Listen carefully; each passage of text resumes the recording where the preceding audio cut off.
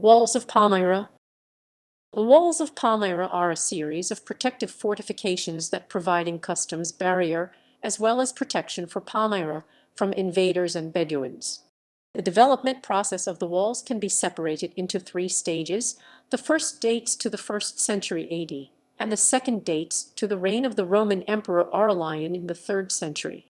The third was an improvement of the Aurelian walls commissioned by Emperor Diocletian in the 4th century. The pre-Aurelian walls did not encircle the whole city and were not designed to protect it from conquest, but to provide protection from marauders. The Aurelian and Diocletian walls, although surrounding a smaller area, provided a higher degree of protection as they tightly enclosed the city. History. The 1st century walls. These walls were constructed in the 1st century AD, but they did not form a circuit around Palmyra.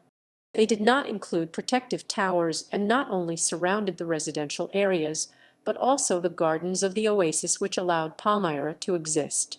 Many areas where natural formations provided protection were not fortified. For example, the western side of the city, naturally protected by the slopes of the Palmyrene Mountains, was not protected by those walls. These early fortifications provided the city and its garden with protection against the sands of the Syrian desert, kept the Bedouin bandits outside, and enabled the city to control the commercial activities. The walls of Aurelian. Well preserved, the walls commonly known as the walls of Diocletian and attributed to his reign were more likely built by Emperor Aurelian following his sack of the city in 273. The notion that Diocletian built those walls stem from the fact that his governor Socianus Hierocles built the Principia headquarter of a Roman fort of Palmyra. However, epigraphic and archaeological evidence suggest that Aurelian stationed the Legio Illyricum in the city, and it is implausible that the emperor left the city without protection. The walls of Socianus Hierocles' structures are clearly attached to the city's walls, and were not an original part of them, hence the traditionally called Diocletian walls date to an era earlier than that emperor's reign. The Aurelian walls left the southern parts of the city outside their limits. They encircled the area which they were meant to protect and included square towers. The improvements of Diocletian. U-shaped towers of different materials and construction techniques can be attributed to the reign of Diocletian.